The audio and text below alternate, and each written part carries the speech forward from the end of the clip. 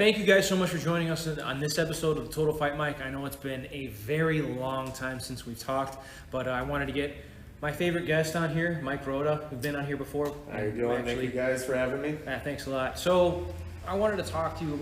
Actually, how have you been?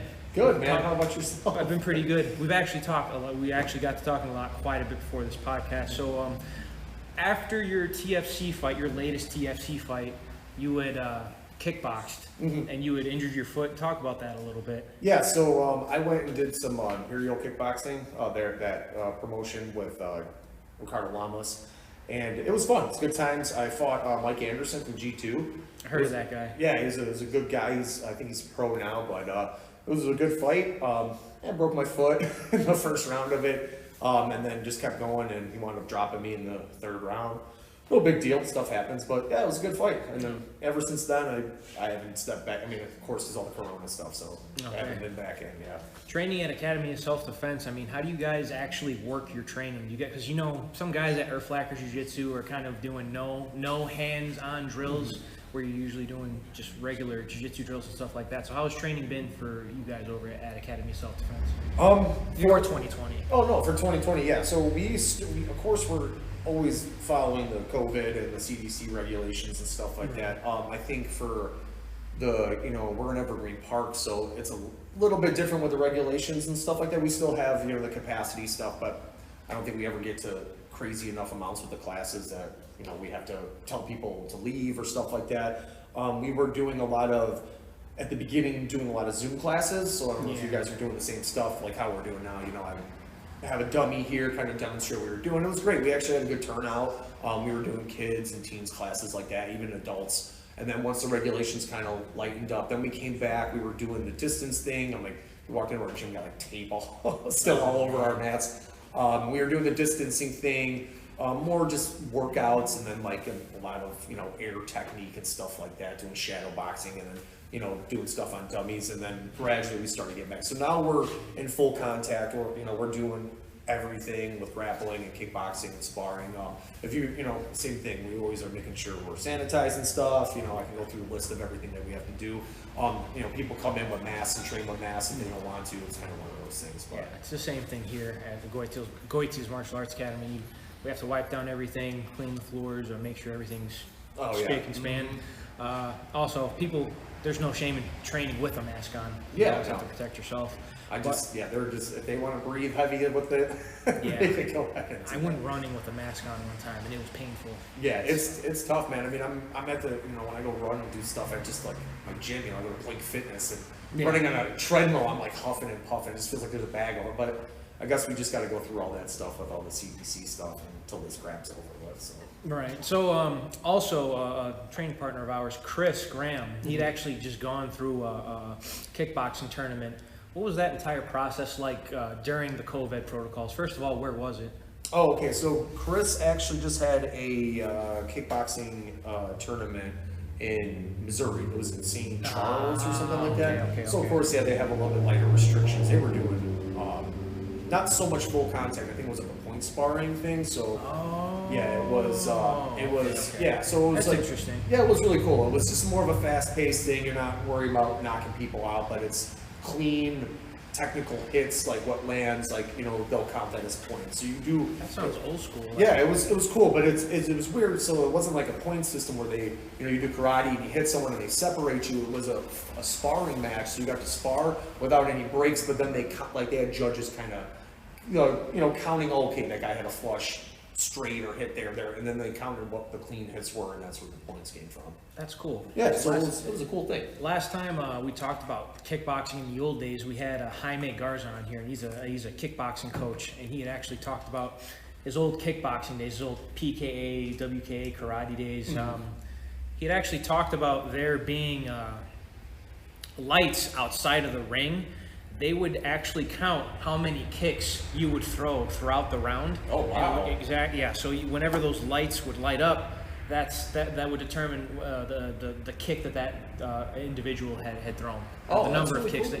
the number of kicks that individual had thrown. Yeah, I've never seen a tournament like that. I mean, back in the old school when we had a lot of the older guys who are our instructors. Some of them aren't even there anymore, but they would say that stuff too. They would do tournaments and you had to do a certain amount of kicks per round or something like that, and if you didn't, you got like deducted points or something. So I think he actually said that they wanted it to be a kickboxing match, not a box kicking match. Oh, I got so you. I think that's why they wanted to kind of enforce that. So, yeah. But there's actually quite a bit going on that I haven't actually gotten to, but there's quite a few fights that have transpired in UFC, Bellator. There's Leon Edwards. He had just taken on Bilal Muhammad. What did you take from that fight? Because unfortunately, I mean, it ended in an unfortunate circumstance in the second round. Yeah. But great fight. That was a real good fight. I mean, watching, especially Bilal being the local guy, it's awesome watching those guys fight, especially him, you know what I mean? I don't know him personally, but just, you know what I mean, the local stuff, we all got root for those guys, especially when they're fighting. It was a good fight. There's a lot of back and forth with the stand-up. They both got good stand-up and stuff. It's, you know, there wasn't anything really negative. I looked at it. It was a tough fight between both those guys, especially, you know, they got both good wrestlers and got good stand-up and stuff too. I was like, wow, you know, some of the stuff you just be like, how you guys sit there taking those punches and stuff. But they did. It was a really good job by both of them. I mean, it's an unfortunate eye poke, stuff happens and stuff, but you know, it is what it is. But it was a good fight nonetheless. It's actually interesting to see Bilal Muhammad does not have cauliflower on his ears. Yeah, and he's got phenomenal wrestling. Yeah, you see a lot crazy. of those guys with nasty cauliflower. He doesn't have any of that. He's got great wrestling techniques. No, definitely. Did you want them to see? Did you want to see a rematch between those two guys? Did you want them to run it back? Or yeah, why not? I mean, he deserves it. I mean, he's been busting his ass. You know, not like I'm a fanboy or something like that, but I follow these guys. You know, like. He's a great fighter and stuff. It's awesome to see, like I said, these local guys come up and kill it. He's been in the scene for so long, and it, you know, it was just a great thing. I would love to see him get his rematch. He deserves it. He's been kicking ass. He's been beating these people he needs to, and I mean, it's an unfortunate eye poke thing. Like, you know, it sucks, but yeah, he deserves a second chance at it. And I think Leon kind of giving him he doesn't have time. Like, that's just, I think that's kind of a bullshit kind of pass on it. You know, you need to give that guy his fight and give him his chance back, especially because you're the one that I poked. Yeah. Like, give him a shot. You know? He's actually fighting Nate Diaz in the first non-title fight, 5-round co-main event. That's going to be interesting because both of those guys are actually cardio houses. Yeah. Leon Edwards has got insane cardio, and Nate Diaz's cardio is legit. So, how do you think about that matchup? That would be fun to watch.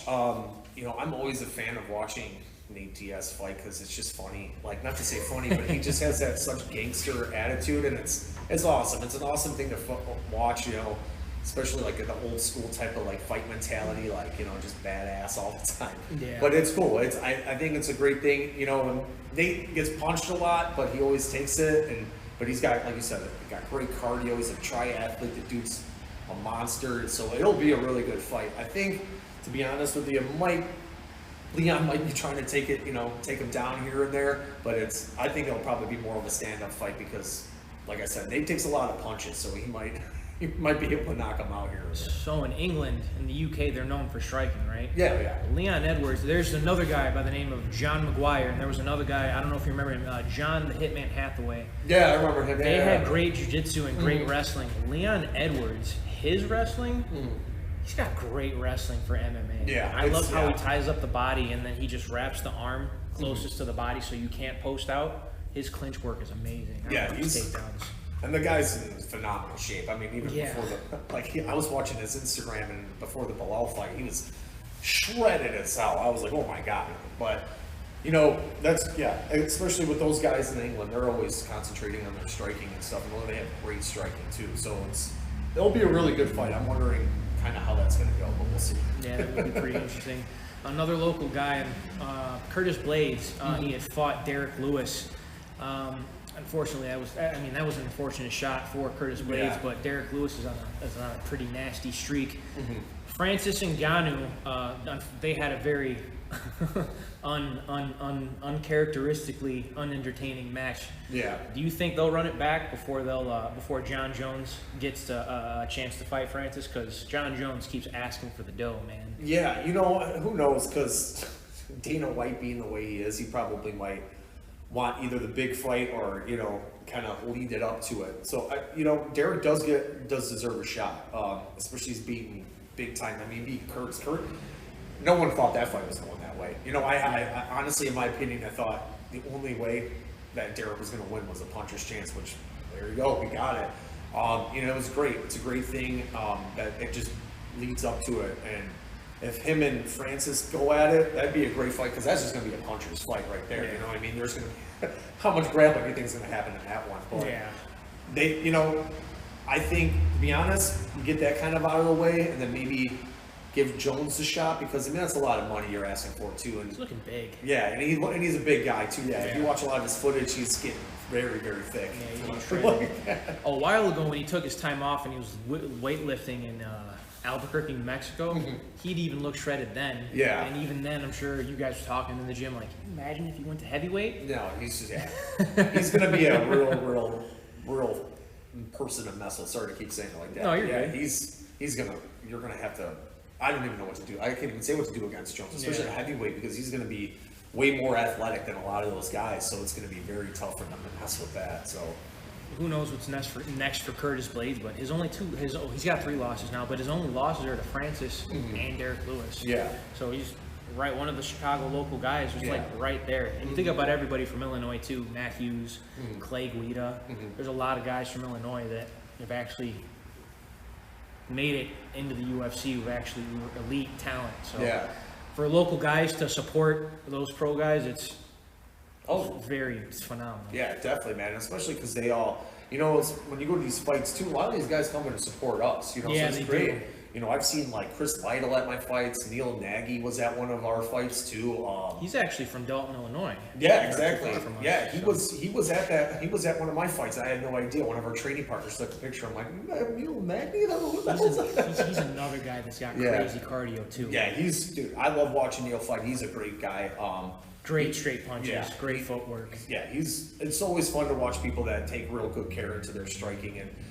That's why I like kind of translate, get off subject going into one, because all those guys have some awesome stand up, and you're like, holy hell, how are these guys so good? But speaking of one championship, oh man, I didn't watch these fights. The only fight that I watched was the finish of Demetrius Johnson. I didn't watch the round previous to that. Yeah. And I didn't watch the Eddie Alvarez fight. The only thing I watched from that fight were the sequences that in which they were stopped. Yeah. So what happened? Yeah. So I didn't. Yeah, I'm kind of in the same boat as you. I only watched those 2 fights. They had not the highlights up, but they replayed them probably like later on in that night. I didn't watch them like at the time they happened. How do you like one championship before we get into it? I love one. I honestly think like you know, I was reading some just like Instagram posts and vlogs people put, and it's like, you know, a lot of people put way too much into the UFC and these guys. Don't get me wrong, they are world-class athletes. I can't talk. I'm not in the UFC. I'm not a pro fighter. You know, but these guys are amazing guys, especially UFC, Bellator. But when you go into one, it's just not like it's a super huge difference, but you can tell that they have a very high level. It's not like these are just like guys across seas or something that they suck and they can't get into the UFC. It's like, no, they choose to be in this, and that's the reason. And you see, look at Demetrius Johnson just lost to one of their champions. You know, you see Eddie Alvarez walked in there, got his, you know, his first 2 fights, I think in one he got his ass kicked. You know, so it was the first one he lost to Nastyukin, and then the second one he got in trouble. This was the second fight was when it wasn't a cage, it was in a ring, and he had actually. He got dropped, and he went to his wrestling, and I believe he had an arm triangle choke. Oh, okay. From top, but yeah, he's had some trouble in one. Yeah. So I don't really. Yeah, I was gonna say all I remember was him getting beat up in his first one, but yeah, that fight was good. Well, the Demetrius Johnson. Well, we'll go back. Yeah, the Demetrius Johnson, and I forgot how to pronounce the other guy's name. Moraes. Yeah, I was gonna say Madreris or something like that. Moraes. Yeah, Moraes. He was. I mean, dude, he's a monster, and a lot of people didn't. You know, they don't watch. Some people don't watch ONE FC, so when they see it, they're like, "Oh my god!" You know, I watched a whole. Sorry to get back to the vlog thing. I read a whole article about how these people are saying Demetrius Johnson sucks because he lost. I was like, "You're out of your mind!" Like, he's if not one of the greatest. If not one of the greatest. And the funny thing is, nobody ever really talks about Demetrius Johnson in that GOAT talk, which is crazy. Blasphemous. Yeah, it's insane to me that, and if someone like that you never even really heard of comes along and beats them like that, like they're just that good. Yeah, they are that good. They were that good on that night. Yeah, Rotating fighting that night too. Oh my god, watching him do. I didn't see that fight, but yeah. And it's crazy because you have these really good overseas guys that have amazing striking, and then they get into this ring and they're lighting people up, and it's a really good show. Like I'm not gonna lie, I've never really seen a slow paced or a boring ONE FC fight. I actually was talking to one of my main trainer at ASD. There was a fight that I watched that these two dudes were so tired, they both were on their knees punching each other in the face.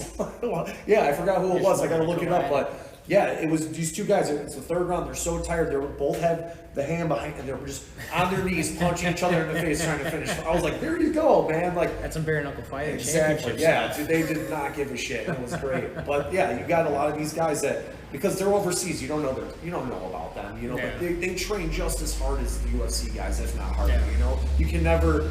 We have these really high-level American gyms, but there's still super high-level gyms in other countries, and but most fans don't know about it, so that's the reason why you don't know these fighters and stuff. Yeah, there was, talking about different talent, various types of talent in different organizations. If you look at Bellator, and their featherweight champion is also their lightweight champion, who knocked out Michael Chandler, who's fighting for the UFC championship vacant title against Charles Oliveira. Yeah, exactly. And when when Michael Chandler came into the UFC, he showed up every other person who had ever fought in Bellator that transitioned to the UFC. He made them look bad.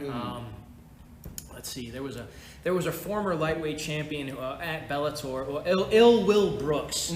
He didn't have the best run in UFC, but he was a lightweight champion over in Bellator. Yeah. Marcin Held. Marcin Held. He's a Polish jiu-jitsu guy. Loves leg locks. He came into the UFC. He was a tournament finalist in Bellator, but he didn't do so high in the UFC. Yeah. I don't think he got a win or maybe one win. He's now fighting in ACB. When Michael Chandler came into the UFC, he knew what he had to do right away. And you talk about those high-level gyms, Sanford MMA. It's led by a Dutch kickboxer, Henry Hooft. Yeah. So their striking's good, and I believe Sanford is in is it Luke Rockhold? He's there. Luke Rockhold, Gilbert Burns. Yeah, all those guys. It used to be Kamaru Usman as well. Yeah. But he went to, I believe he went to Colorado. I don't know if it's Team Elevation, but I think he's training with Trevor Whitman and Justin Gaethje and guys. All those guys like that. But they actually just ended. They didn't just end. They actually just kicked off their Bellator light heavyweight Grand Prix. And Machida, it was Machida and Ryan Bader. Yeah. That was on last night or something. Yeah, I was watching that. Do you remember their first fight? Yeah. On Fox? Yeah, it was good. And that was when Machida was the man. Yeah. That was when Machida was the man, and that was when Ryan Bader was trying to find himself a little bit. And now he's back kicking ass all left and right. Yeah. So and he's a heavyweight champion too. Yeah. And that's a cool thing to see though, because especially Bader came through that whole tough series, Yeah. So you're like so watching did Neil this guy. Magny. Yeah, Neil did too. So it's cool watching that, and starting to say Bader was, not saying he was horrible, he just wasn't doing good for a very long time, and then all of a sudden he started coming back, just kicking everyone's ass. So that's actually something maybe I would like to see him to get back in the UFC and try to maybe get his name back from that. But he's 37. Yeah, he's I think he's comfortable where he's at, so there's no point in doing He that. looks good in both weight classes. Oh yeah, he looked really good in both weight classes. His body composition, this is just my opinion.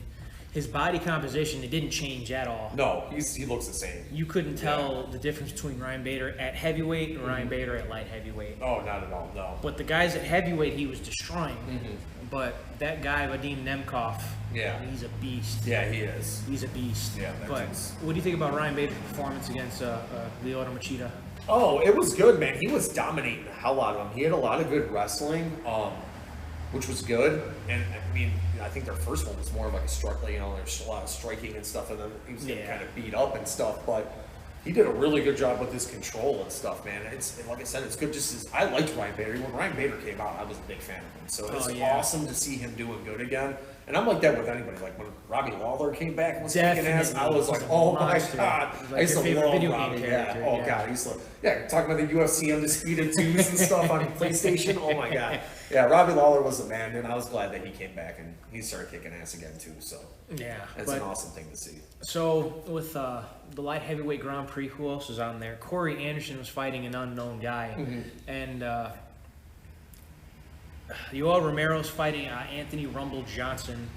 Vadim Nemkov is squaring off against Phil Davis. Oh, There's God. quite a few rematches in there. There's quite a few former UFC guys in there. Who's your favorite in the tournament?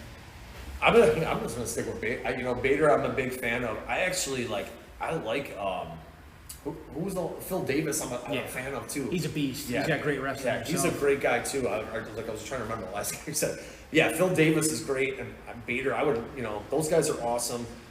I like Romero and his weirdness. Like he's a weird, kooky guy. Yeah, and he's a freak too. And it's just hearing him talk sometimes, you're kind of just what the fuck.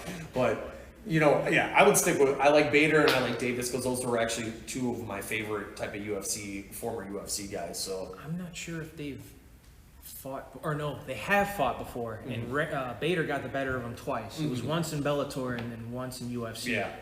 So would they meet a third? If they met a third time, that'd be an interesting bout. It would, man, because it's the same thing. Like two guys that, they had their not falling out, but they're falling off and fighting and stuff, and then they got themselves back up to the prime fighting.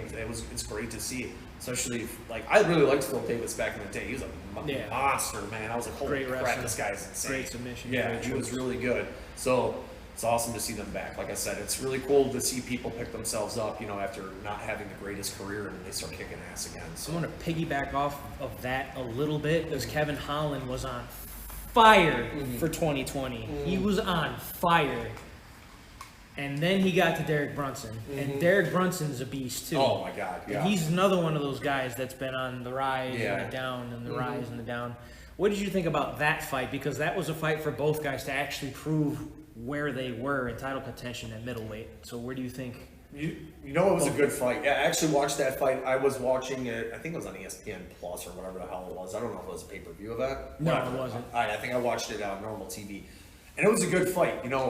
Kevin Holland is a really, really, exciting fighter. He's he's a goofy guy. And it's cool to see. I know people talk a lot about his talking, but, actually talking about it, you think about it, it might have to do with the whole anxiety thing. Like, he might be very nervous and the talking type of thing kind of. I remember you saying that on social media, and I got thinking maybe that does help him relax a little bit. Because I know, not to talk about myself, I have horrible competition anxiety. Like I get in there and I still do it, but sometimes I hum. I was competing in New Breed probably a couple months ago. Jiu-jitsu tournament? In a jiu-jitsu tournament, I was humming 50 Cent, and literally the guy looked at me and goes, "Are you fucking humming 50 Cent right now?" I'm like, "Yeah." I was like, it helps me kind of relax, but that's the thing, he just talks out that anxiety, but I think it also kind of throws him off because during that Brunson fight, he was letting him take him down. Not saying like that, but he was not really fighting super hard to get out of positions or get back onto his feet. He actually completed a takedown of his own. Yeah, so that was, he did it, that was good, but when he was on the ground, you hear him talking to Derek Brunson, he's like, "Oh, you're doing a good job, man. You're holding me down. I can't do shit." I'm like, all right, okay. He had looked over to Khabib in between rounds. Yeah. "What do I got to do, champ?" With his arms over the cage. "What do I got to do, champ?" Yeah, exactly. So when you got to ask somebody that, but it's cool. I mean, he's up and coming and stuff, and he's got time, and I know he's in the younger range too. He's not even I don't even know if he's in his 30s.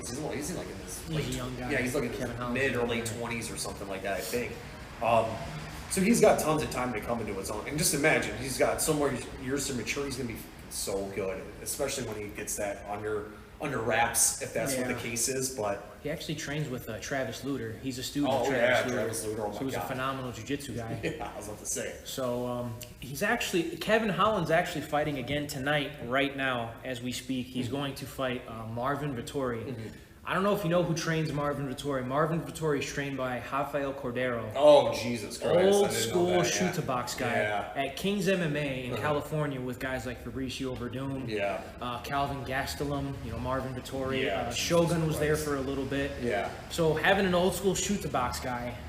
Have you seen Marvin Vettori? Yeah, he's a monster. Yeah. I've seen his fights. He's a tall fucking guy, and that's going to be a really hard fight for Kevin. Yeah. And especially watch short notice too. Yeah, and if you watch the weigh-ins too of the face-off, you can tell Holland was a little nervous. He was trying to play it off, but you can just tell Vettori was jacked up, screaming in his face, and Holland just did this the whole time. When you're doing this, usually you're trying to get the sweat off your palms because you're nervous. Yeah, so you can tell that he's a little nervous into it, but hey, maybe that's his game, man. Maybe that's just how he rocks. So. You know. Alrighty. So I want to thank you guys so much for joining us on this episode of Total by Fight Mike. I know it's a little bit short, but everybody's got their own schedules here. Mike, thank you so much for joining us. Thank you, Danny. I appreciate it, brother. I will see you guys in the sequel. Bye, everybody. Bye, guys. Thanks for your time.